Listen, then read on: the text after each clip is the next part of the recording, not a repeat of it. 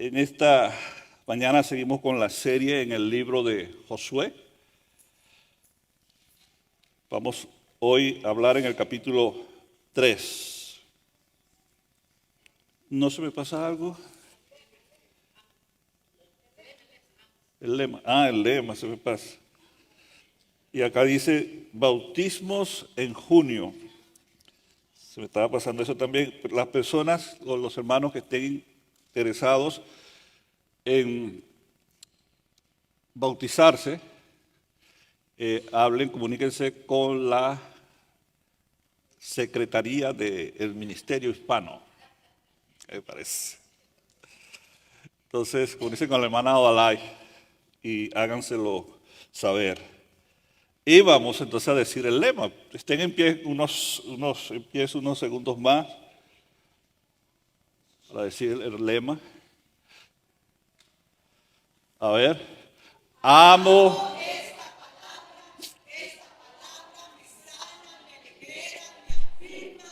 Es lámpara a mis pies y lumbrera a mi camino. Me hace sabio y transforma mi alma. Me prepara para reinar con él. Amo esta palabra. Pueden ocupar sus asientos. Señor, en esta mañana queremos declarar que nuestros corazones son esa buena tierra, Señor, donde cae la semilla de tu palabra para producir vida en nosotros, Señor. Necesitamos de tu voz, necesitamos de tu guianza, necesitamos de tu obra, Señor, en cada uno de nosotros. Háblanos en esta mañana. Háblanos, Señor, y corrige nuestros caminos, endereza nuestro andar y guíanos, Señor, a tu presencia, guíanos a tu luz, guíanos a tu propósito. Despierta nuestro entendimiento, Señor, y que esté nuestro oído dispuesto a oír tu voz. En el nombre de Jesús te damos gracias, Señor, te bendecimos. Amén. Muy bien, entonces leemos en Josué, voy a leer, es todo el capítulo, pero voy a leer hasta el versículo 8 y luego hacia el final leeré otra parte del capítulo. Dice así, le he llamado a esta enseñanza cruzando mi Jordán. Sí. Estaba por otro título que era del desierto a la conquista. O hay otro nombre que es cruzando el Jordán con Jesús. Pueden anotar los tres o el que ustedes decidan en sus notas. Usted sabe que acá en toda la comunidad de Fraser estamos en este tiempo hablando en el libro de Josué. Así que la misma palabra que estamos comentando hoy es la que está siendo también compartida con los hermanos en los dos servicios en inglés. Así que dejemos que el Señor nos hable entonces cada uno. Muy de mañana Josué y todos los israelitas partieron de Sitín y se dirigieron hacia el río Jordán. Pero antes de cruzarlo acamparon a sus orillas. Al cabo de 3 días, los oficiales del pueblo recorrieron todo el campamento con la siguiente orden. Cuando vean el arca del pacto del Señor su Dios y a los sacerdotes levitas que la llevan, abandonen sus puestos y pónganse en marcha detrás de ella. ¿Cuándo tenían que ponerse en marcha? Cuando vean el arca del pacto. Así sabrán por dónde ir, pues nunca antes han pasado por ese camino. Deberán, sin embargo, mantener 2,000 codos de distancia, como media milla aproximadamente, entre ustedes y el arca. No se acerquen a ella. Josué ordenó al pueblo: conságrense, porque mañana el Señor va a realizar grandes y prodigios entre ustedes. Y a los sacerdotes les dijo: carguen el arca del pacto y pónganse al frente del pueblo. Los sacerdotes obedecieron y se pusieron al frente del pueblo. Luego el Señor dijo a Josué: este día comenzaré a engrandecerte ante el pueblo de Israel. Así sabrán que estoy contigo como estuve con Moisés. Da la siguiente orden a los sacerdotes que llevan el arca del pacto. Cuando lleguen a la orilla del Jordán, deténganse. Por eso nos vamos a detener en la agricultura aquí.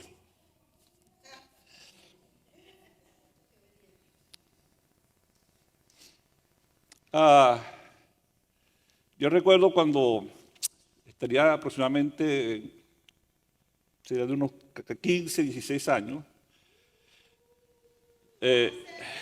nuestra congregación en Venezuela, obedeciendo pues, el llamado del Señor que teníamos, abrió una base misionera en lo que se llama el Alto Apure en Venezuela, son los llanos hacia el sur, hacia la frontera de los llanos colombianos. Se estableció una base misionera entre una comunidad de indígenas. Los criollos los llamábamos yaruro, pero en realidad su etnia eran los pumé. Y varios hermanos fueron obedeciendo el llamado del Señor a establecerse allí, entre ellos mi hermana y su esposo. Y en las primeras jornadas que se hacían, que cuando se iba para allá, como no sabíamos nada del asunto, cómo era, eso fue una aventura. El viaje a veces se tomaba 2, 3 días en llegar al lugar. No era tan lejos, pero nosotros no sabíamos cómo llegar más rápido. Cuando iba nosotros, la congregación, el grupo que iban.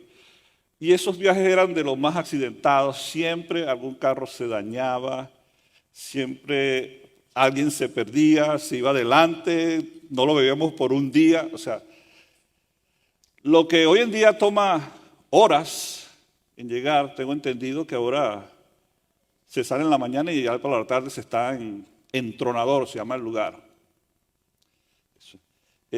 A nosotros nos tomaba 48, 72 horas en llegar, por no saber llegar a donde íbamos. Y algunos por querer hacerlo a su manera. Así que llegamos a este punto en esta serie. Ahora Israel está a un lado del Jordán. Y al otro lado estaba la tierra prometida. Así ellos lo podían ver cada mañana. Es como quizás la gente que vive en pueblos de frontera.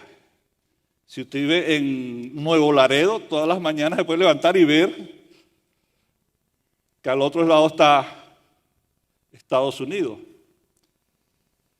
Y muchos no pueden pasar de allá para acá por diversas razones. Pero así estaba también el pueblo de Israel en ese momento. Ellos estaban a ese lado y el otro estaba la tierra que fluye de la leche, la tierra que fluye leche y miel.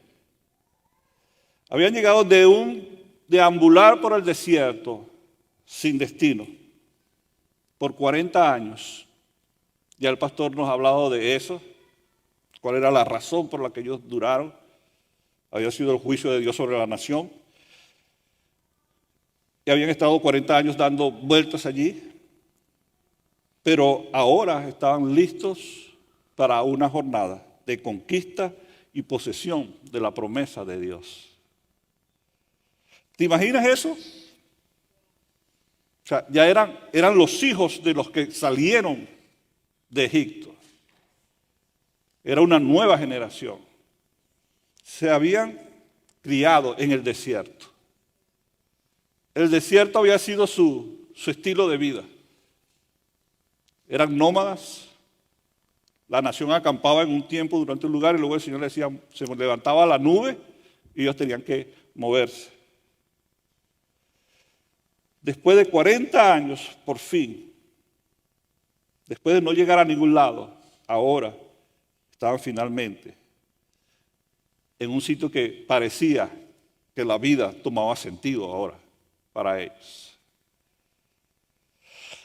Para ellos lo que tomaba originalmente 11 días de camino, eso le hubiese tomado a Israel si hubiese obedecido al Señor, no hubiese murmurado, 11 días de camino del monte Seir, les tomó 40 años. El Señor los llevó por la ruta más larga. Pero finalmente estaban allí. Y después de 3 días, el arca iba a ser cargada por los sacerdotes y se pondrían en marcha para cruzar el Jordán. Esta nueva jornada que ellos comenzaban rompía con el pasado. Rompían con todo un pasado de no tener destino, de no llegar a ningún lugar, de no poder establecerse. Una mentalidad de gente que estaba en el desierto y se había acostumbrado al desierto. Estaban allí. Y a veces también nosotros nos acostumbramos al desierto. Y desarrollamos mentalidad de desierto. Entonces, no, el Señor está conmigo, aquí estoy. Veo la nube, veo la columna de fuego. Pero no estamos llegando a ningún lado. Y ese no es el propósito de Dios para nuestra vida. Ese no es su propósito. Su propósito es que nosotros crucemos y poseyamos la promesa, la herencia, lo que Él ha dicho que es para nosotros. Y a veces eso puede representar dificultades, como en efecto representaba para el pueblo de Israel cruzar el Jordán. O sea, no era que iban y allá estaba un comité de bienvenida para recibirle. Así como cuando usted llega a Hawái, lo esperan al aeropuerto y les ponen unas cosas de flores en el cuello. Le dicen, bienvenido, gaste todo el dinero que pueda aquí en Hawái. No, venía una etapa dura de batallas y luchas. Pero era una etapa de conquista, tenía sentido. Entonces, estuvieron 3 días allí, contemplando la otra orilla. Seguramente en la mente de muchos de ellos estaría la pregunta, ¿cómo vamos a pasar? Porque resulta que ellos llegaron en tiempos en que el río Jordán se desbordaba, en tiempo de primavera.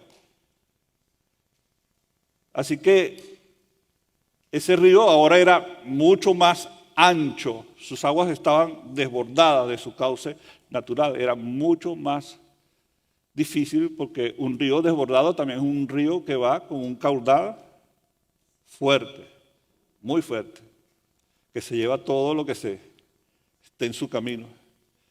Entonces, probablemente la pregunta estaba en la mente de muchos. ¿Cómo vamos a pasar? ¿Cómo va a ser esto?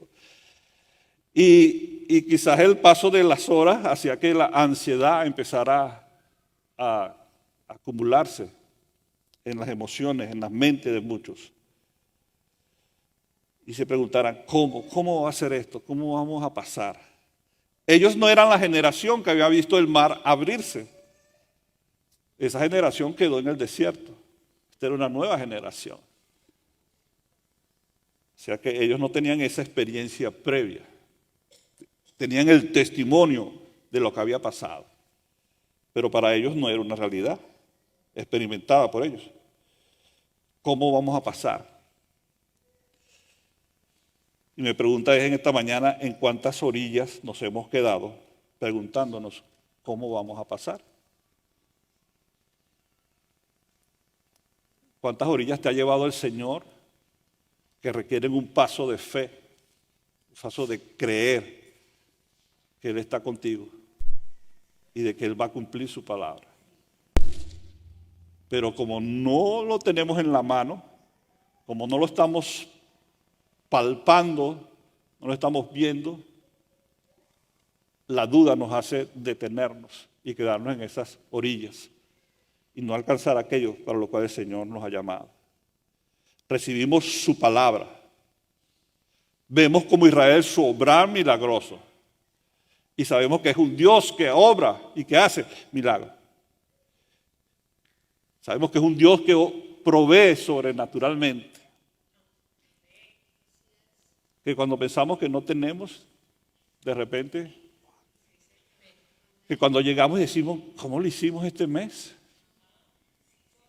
No nos faltó nada, no dejamos de pagar nada. ¿Qué cosa? Pero sin embargo ahí nos quedamos a esas orillas. Dios ha hecho todo eso por nosotros, pero todavía no nos atrevemos a ir un paso más allá a lo que Dios nos llama.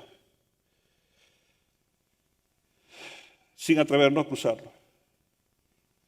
Porque estamos aferrados entonces a lo que tenemos, a lo que vemos. Estamos aferrados a lo que Dios ha hecho en el desierto.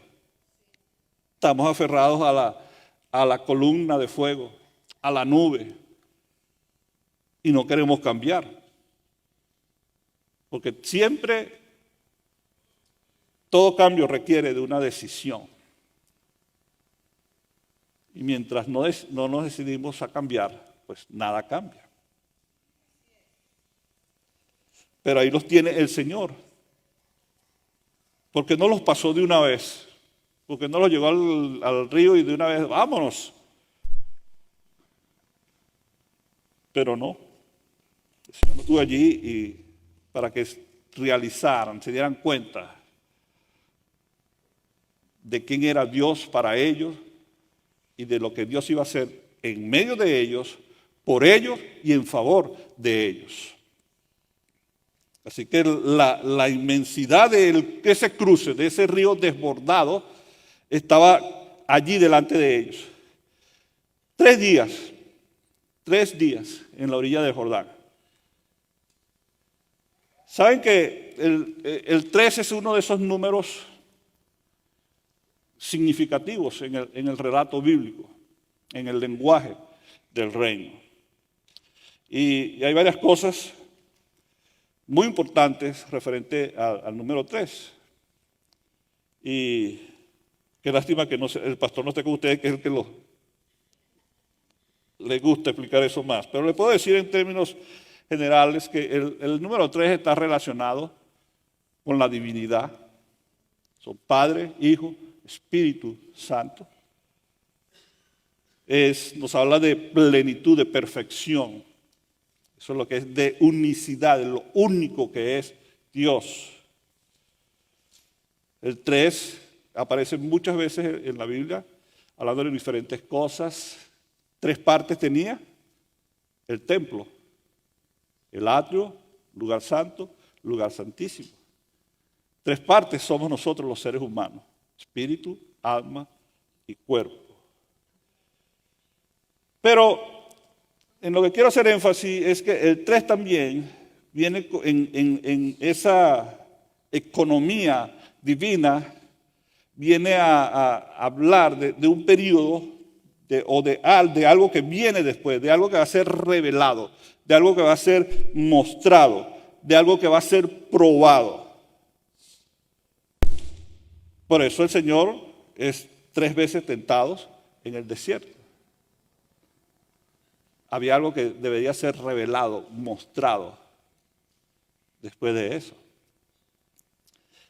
Y para darles un ejemplo más claro, vamos al caso de Pedro. Pedro fue probado 3 veces y 3 veces falló. El que dijo, Señor, aunque sea yo el último que quede, pero yo no te voy a abandonar. A ver, que me echen a todos esos romanos para que sepan lo que es bueno. 3 veces falló. Eso reveló que su posición era falsa. Estaba sustentada en algo que no debía ser. Estaba sustentada en su propia fuerza. Le reveló a Pedro su propio corazón. Si nos acordamos del relato del Evangelio, dice que él, después de eso, lloró amargamente. Se dio cuenta de quién en realidad era. Dios se lo mostró. Y no pasó peor. ¿Sabe por qué? ¿Recuerdan lo que dijo Jesús? Satanás ha pedido tu alma, pero yo le pido al Padre. Si no, Pedro hubiese uno de los que hubiese agarrado el látigo y le hubiese caído a latigazos al Señor. Digo yo, no sé. El Señor hoy lo guardó de algo peor. O sea, ¿qué peor que eso? No me imagino. Pero ¿qué pasa? El mismo Pedro, 3 veces también, el Señor le pregunta, ¿me amas?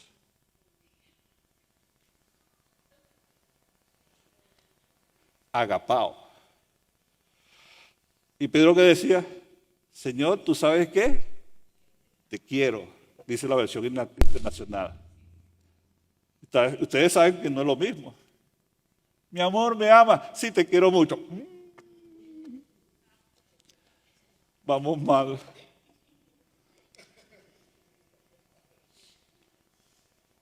Tres veces lo hizo el Señor. ¿Para qué? Para restaurarlo. Pedro reconoció finalmente en el nivel que él estaba. Señor, tú lo sabes todo. Tú sabes que te quiero. Y el Señor le dijo, está bien, por fin sabes dónde estás parado. Sígueme. Le restauró el llamado. Y no solo eso, le reveló algo, le reveló su futuro también. Irás a donde no quieres ir y te ceñirán otros. Tu vida ahora me pertenece, le dijo el Señor. Le reveló ahora su destino, su propósito, su restauración.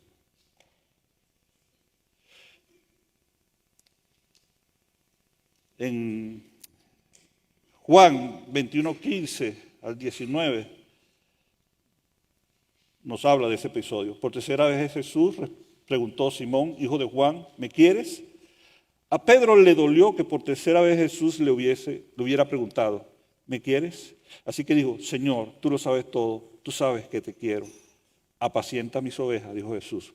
Cuando eras más joven, te vestías tú mismo e ibas a donde querías. Pero te aseguro que cuando seas viejo, extenderás las manos y otros te vestirán y te llevarán donde no quieras ir.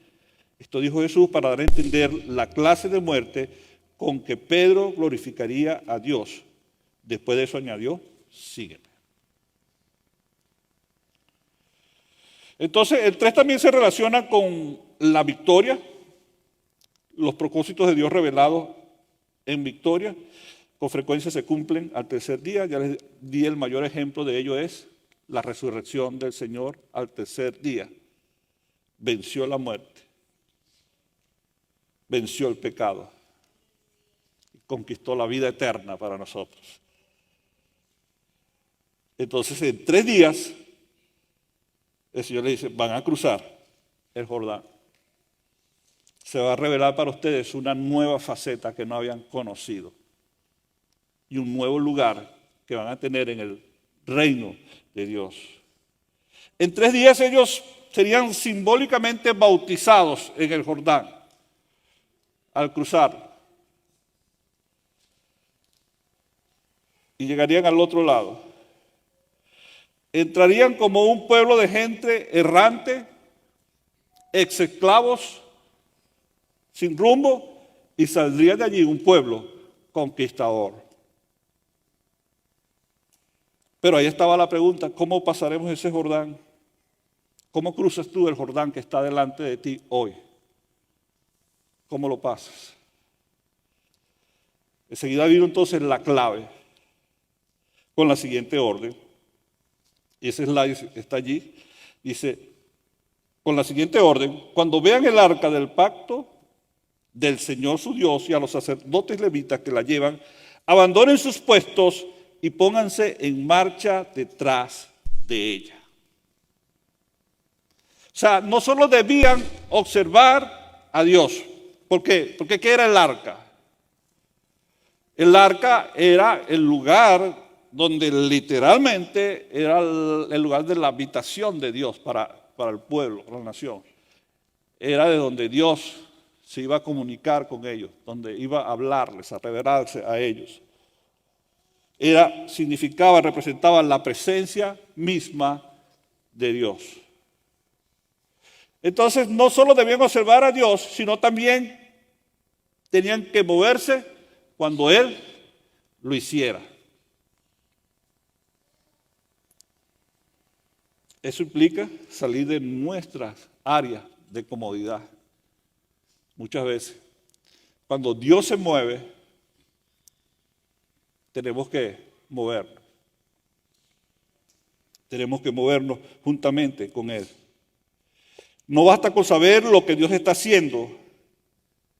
Llega un momento cuando tienes que dejar tu lugar de ese momento y moverte con Dios, seguirlo a lo nuevo que Dios te lleva, a lo nuevo que Dios te ama. Como decía, significa romper con nuestra comodidad y atrevernos a lo nuevo de Dios. Aquello que Dios trae por su palabra, que trae a nuestro corazón su llamado, que muchas veces el miedo nos paraliza. Y no estoy hablando de solamente cosas espirituales, estoy hablando de esto en el sentido práctico, el cumplimiento de la palabra en el sentido práctico de nuestra vida, todos los días de nuestras vidas, cuando tenemos que movernos con Dios. La corriente de este mundo en este tiempo solo tiene un destino y es destrucción. Y es un tiempo donde las tinieblas están, si lo observas nada más con tu ojo emocional, carnal, están acrecentadas, están desatadas, están desatadas. Lo vemos en la política, lo vemos en la economía, lo vemos en las artes, en los medios de comunicación. Hay un solo lenguaje y es: nosotros somos nuestro propio Dios. Dios ha pasado de moda, Dios quedó atrás, Dios está muerto. No de balde se llama a esta era o a esta sociedad la sociedad post-cristiana, se dice. Es uno de los términos que se está acuñando ahora, junto con que somos la sociedad postmoderna. Se habla de la sociedad post-cristiana. O sea, el hombre dice: hemos superado a Dios, ya no lo necesitamos. Pero Dios nos está llamando a nosotros no a aferrarnos a las cosas que ya han pasado, sino a atrevernos a lo nuevo de Él. Porque se necesita de una iglesia capaz de atravesar los Jordanes que se presenten delante de ella y ir a lo nuevo de Dios. Y tomar la mentalidad de conquista que necesitamos para vivir en este tiempo, para ser luz y sal de las naciones. Mientras estamos allí en el desierto y gozosos, ¡ay, qué chévere! Nos cae el maná todos los días. ¡Qué bien! ¡Ah, que nos tenemos sed! ¡Pum! Sale agua de la roca. Y tremenda columna de fuego todas las noches. O sea, pero ahí seguimos en el desierto. No estamos yendo a ningún lado. Dios los está llamando a una nueva etapa donde cada cosa que Dios hiciera milagrosa los iba a llevar a poseer algo, a conquistar algo, a establecerse en algo nuevo. Y esa es una gran diferencia. Entre que vivas de las misericordias de Dios a que seas la iglesia a la cual ni las puertas del Hades pueden oponerse.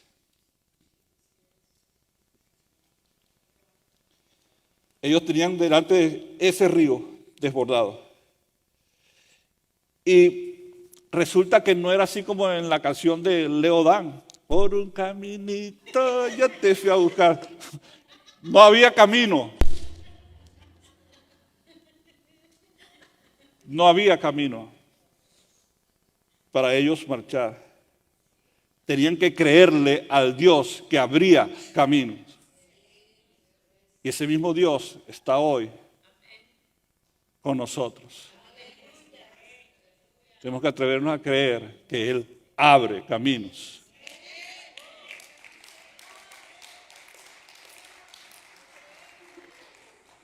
Así que seguirle a Dios no será lo más fácil que hagamos, pero siempre será lo mejor que hagamos.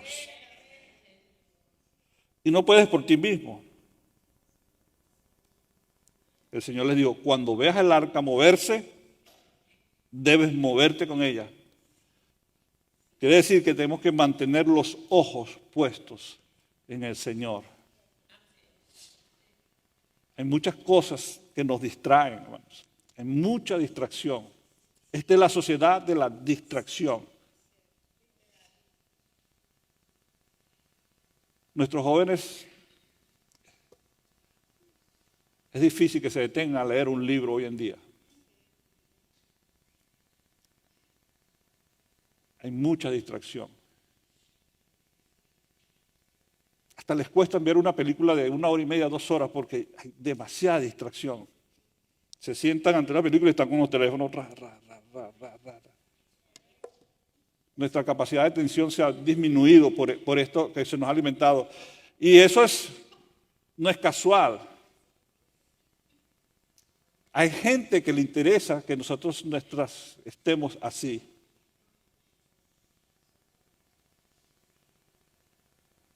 Anestesiados con tanta información y con tanto entretenimiento. Mientras tanto, las cosas siguen avanzando hacia la destrucción del hombre. Pero la palabra de Dios es cuando me veas moverme, muévete. Cuando veas que yo estoy en movimiento, tienes que moverte conmigo. Estamos siendo capaces de ver en la dirección en la que Dios se está moviendo. Lo bueno es que Él no lo está haciendo escondido. Él lo hace para que nosotros lo sepamos. Si nuestros ojos están velados es por nuestra propia carne y por nuestra propia incredulidad. Digámosle, Señor, abre mis ojos, Señor. Quita ese velo para poder moverme en la dirección que tú me mueves, para poder seguirte a donde tú me llevas. No dejemos que las circunstancias y las cosas nos deslumbren y nos entretengan. En Hebreos 12, del 2 al 3 dice, fijemos la mirada en Jesús, el iniciador y perfeccionador de nuestra fe, quien por el gozo que le esperaba soportó la cruz, menospreciando la vergüenza que ella significaba, y ahora está sentado a la derecha del trono de Dios. Por eso seguirle a Él, como le decía, no es fácil, pero siempre es lo mejor. Jesús, Él aprendió ese camino.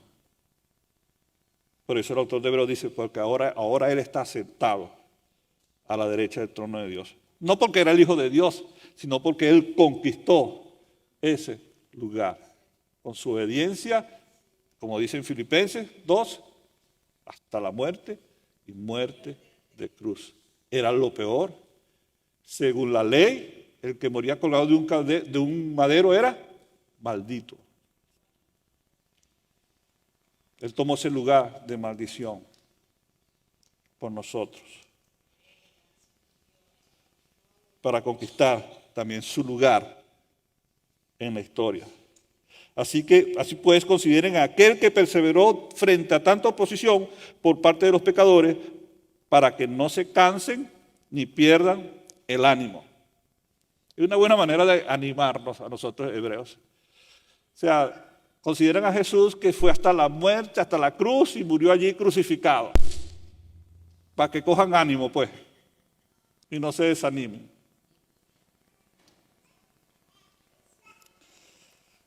Así que ahí está Israel entonces, a orillas del Jordán. Va a pasar, va a iniciar una nueva jornada. Así que hay 3 cosas que quiero dejarles entonces que debemos hacer para cruzar los Jordanes que están delante de nosotros. La primera, ya se las he dicho, es debo seguir a Dios. Eso está como que, hermano, dígame algo nuevo. Y a usted lo invitaron a predicar. Me hubiesen dicho a mí, lo digo mejor. Debo seguir a Dios. Eso pareciera redundante. Pero precisamente en lo más obvio es donde usualmente fallamos. Déjenme contarles una historia. La historia de Ivan Lester Maguire. En abril de 1988, Ivan Lester Maguire, que era un veterano en saltos de paracaídas, para ese momento su vida llevaba aproximadamente unos 800 saltos. O sea, era alguien que sabía tirarse en paracaídas de un avión. Y estaba junto con una escuela de instructores de paracaidismo filmando. Él era un fotógrafo. Estaba filmando las faenas ese día y ya había hecho el salto 2 veces ese día. Llegó el momento del tercer salto. Él se tira primero, porque tenía que estar primero para filmar la pareja que venía después, que era el instructor con una persona que estaba aprendiendo a saltar en paracaídas. Y él empieza a filmar. Cuando ellos abren el paracaídas, él hace así para abrir el suyo y se da cuenta, este veterano paracaidista, que no se había puesto el paracaídas.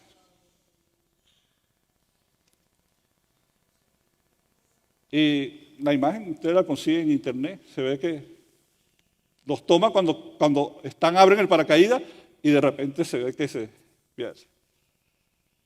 Lo último que alcanzó a decir fue, oh no.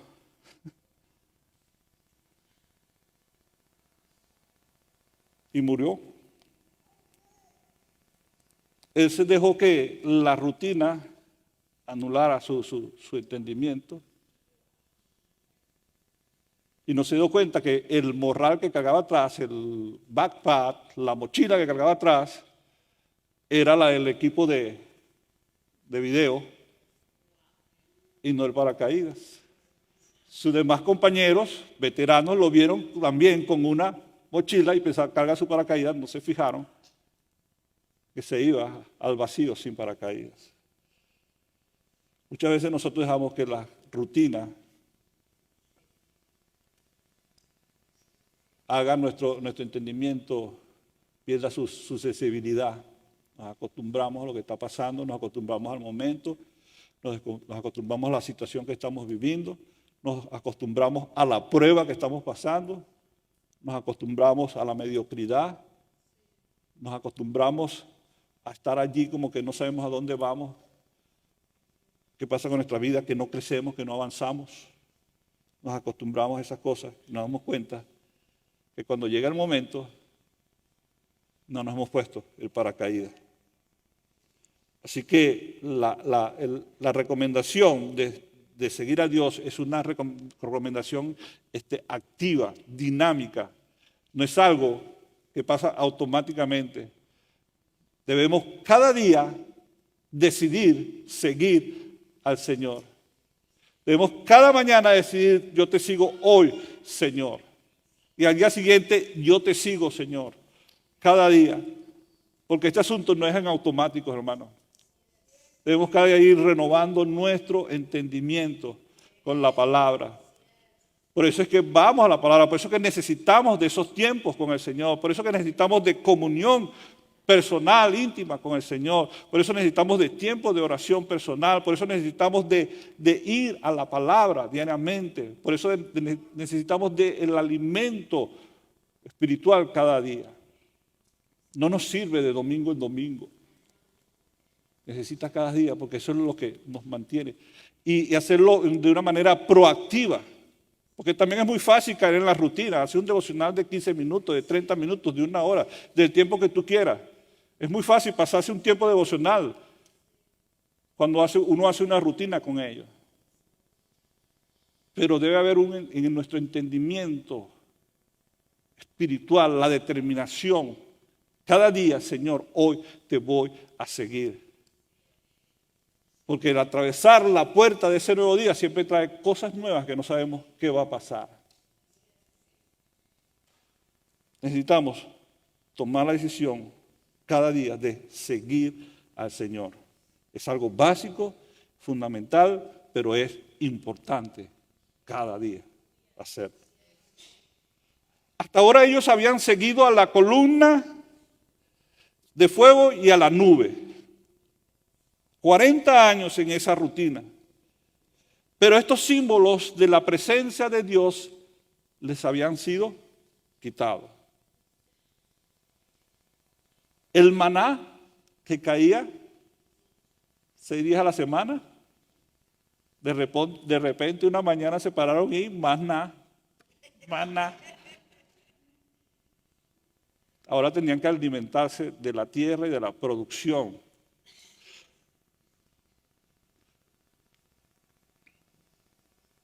Todo aquello que representaba la presencia de Dios para ellos había sido removido. Tenían que aprender ahora a creer y a depender de Dios de una manera nueva y fresca cada día. Dios no es estático. La expresión de Dios es multiforme, es infinita. Como Dios lo hizo ayer, no quiere decir que así lo va a hacer hoy. Él hace cosas nuevas, el profeta lo dijo. Él hace cosas nuevas cada día, cada mañana. Por eso sus misericordias son nuevas cada mañana. Tenemos que aprender a vivir en esa dinámica.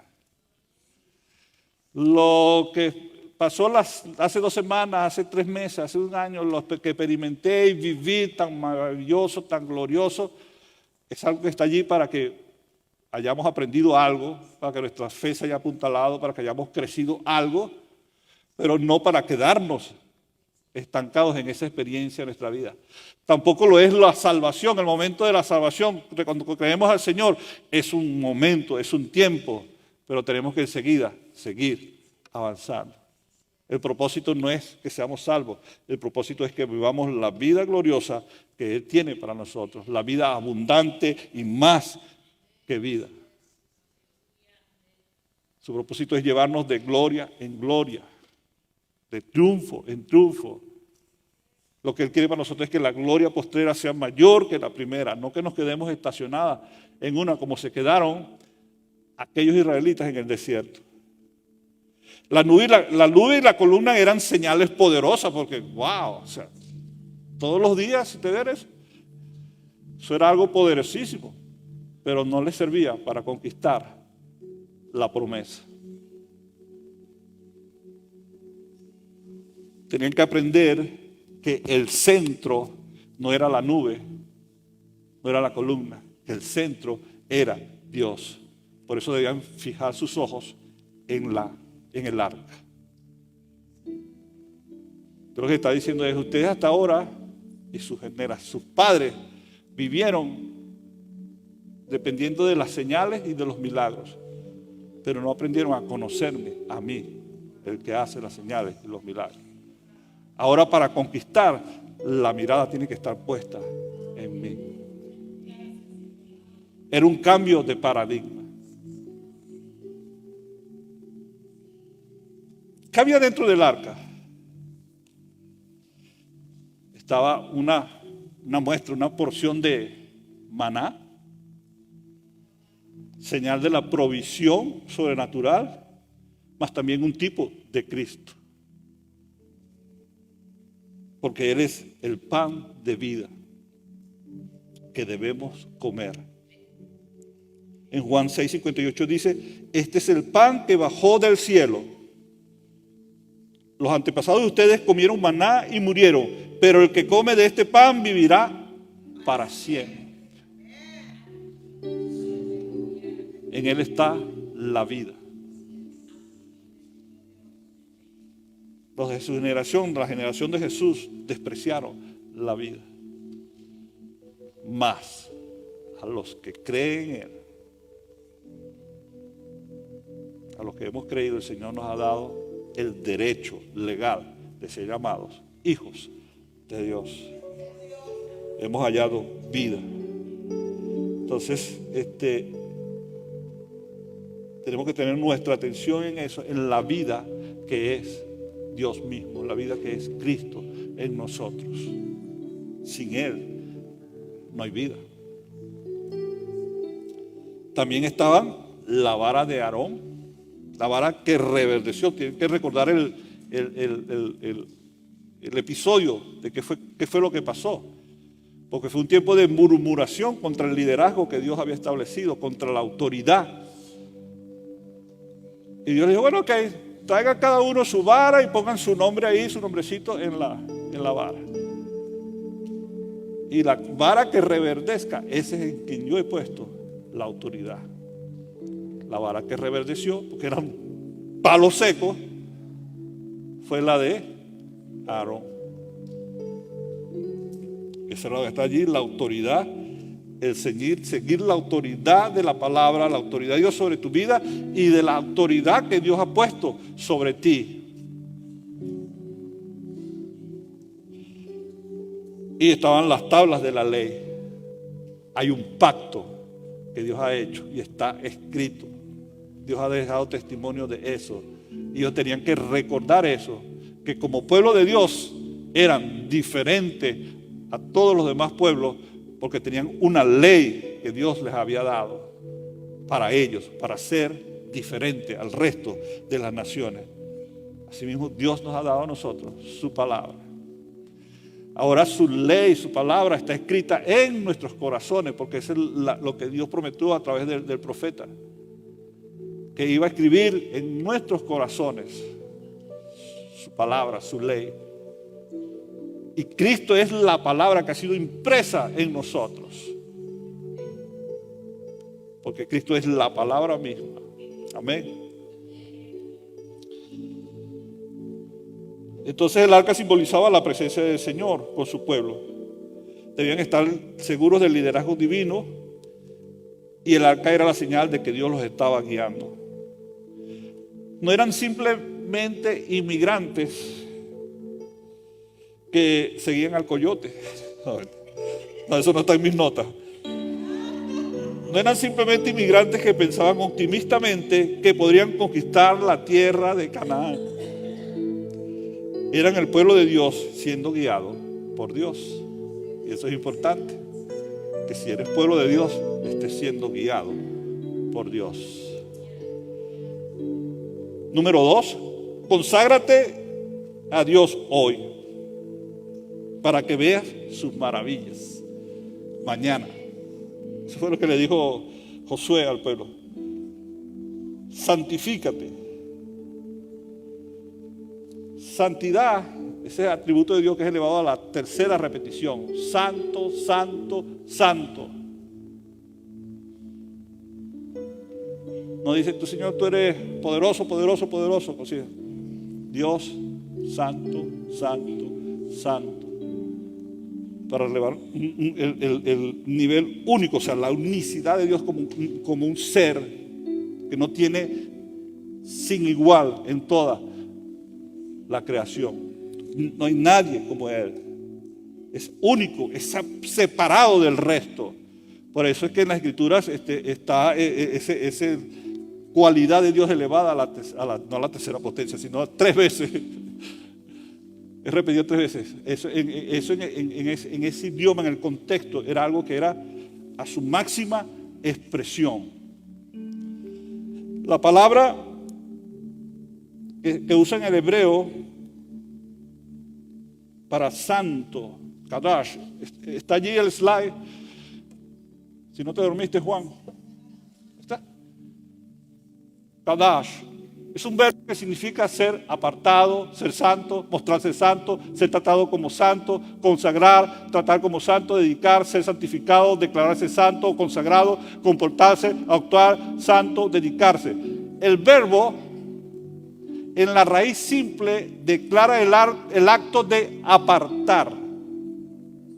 Ser santo es decir, retirar a alguien o a algo del uso profano o ordinario. Eso es lo que quiere decir ser santo, que has sido apartado del uso profano o ordinario, has sido separado para Dios, le perteneces a Él. Por eso muchas veces menciona en Levítico, en Deuteronomio, cosa santa a Jehová. Es decir, cosa que ha sido apartada, separada únicamente para Dios. para su servicio. Eso es lo que quiere decir santo, cuando nos llama a ser santo, porque Él es santo. Como lo que está diciendo es que vivamos en esa calidad de gente que está separada. Está en el mundo, pero está separada en su uso, en su destino, porque está separado para Dios. No estamos para el uso ordinario o de este mundo o carnal. Estamos separados únicamente para Dios. Él nos separó para Él. Eso es lo que quiere decir santidad.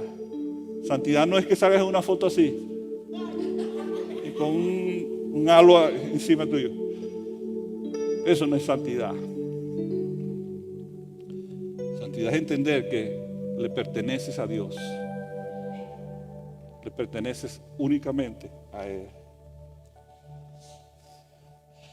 Y ellos tenían que entender eso, era necesario, porque ellos entraban a una tierra, ya voy terminando, entraban a una tierra cuyos habitantes habían llegado al colmo de la iniquidad. O sea, habían llenado la medida de Dios. Y solo quedaba para ellos juicio. Recuerden cuando Dios le hizo la promesa a Abraham, le dijo, te voy a dar esta tierra y tu nación va a ser incontable como la arena del mar, como las estrellas del cielo. Pero le dijo en Génesis 15, aún no, porque aún no ha llegado al colmo de la iniquidad de los cananeos. 430 años después, esa medida se ha llenado. Y Dios está por cumplir su palabra. Por eso era que ellos tenían que saber que eran una gente separada para Dios únicamente, a fin de no contaminarse con los cananeos, con una gente que estaba destinada ¿a qué? A la destrucción. O sea, el sistema religioso y adoración de esa tierra era extremadamente corrupto. Eran basados en orgías sexuales, sacrificios de niños. Y Dios quería que el pueblo supiera que le pertenecían era a Él. Y hoy vivimos en un mundo que no es muy diferente a ese donde entraron los israelitas. Y Dios quiere recordarte en esta mañana que tú eres santo. Le perteneces a Él. Y dice en la Escritura que el Señor es celoso. A Él no le gusta jugar el papel de plato de segunda mesa. Él tiene que ser el único, el primero y el último en nuestras vidas. Tercero, da un paso de fe, porque era necesario. El río estaba allí corriendo delante de ellos y ellos tenían que darle el paso para que el río se detuviera. Fe no es lo que está en tus manos, no es lo que controlas. Si recordamos a Hebreos 11:1, es algo que completamente es insustancial, no lo podemos controlar en el momento. La convicción, la certeza, convicción y certeza de lo que Dios ha dicho y de lo que Dios ha prometido. Deje mojarte los pies para poder cruzar tu Jordán. Tienes que dar el primer paso. Si no te atreves, no se abrirá. Josué, en lo que sigue en el versículo 14 de Josué 3, dice: entonces los israelitas salieron del campamento para cruzar el Jordán, y los sacerdotes que llevaban el arca del pacto iban delante de ellos. Era la temporada de la cosecha y el Jordán desbordaba su cauce. Pero en cuanto los pies de los sacerdotes que llevaban el arca tocaron el agua a la orilla del río, el agua que venía del río arriba dejó de fluir y comenzó a amontonarse a una gran distancia de ellos, de allí, a la altura de una ciudad llamada Adán, que está cerca de Zaretán. Y el agua que estaba río abajo desembocó en el mar muerto hasta que el lecho del río quedó seco. Después de todo, el pueblo cruzó cerca de la ciudad de Jericó. Muy interesante, las aguas del río arriba y las aguas del río abajo. No tengo tiempo para extenderme en eso, pero es lo que viene contra ti. El Señor tiene poder para detenerlo. Y lo que ya ha pasado, el Señor tiene la capacidad de cortar su influencia y sus efectos en tu vida, rescatarte y restaurarte.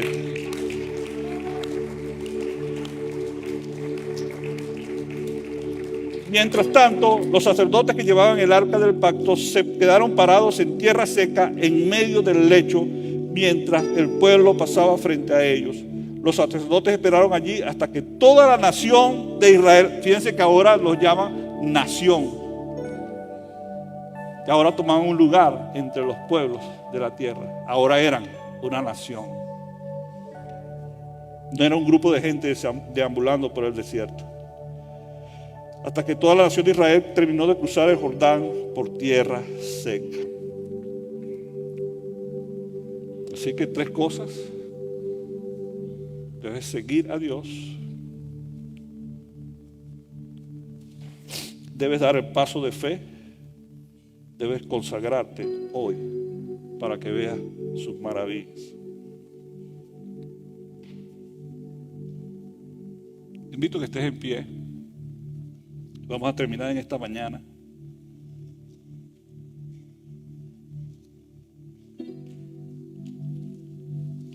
En sus palabras, Dios le recordó a los israelitas que cruzar el Jordán no dependía de su fuerza, de sus propios hombros, sino del Señor.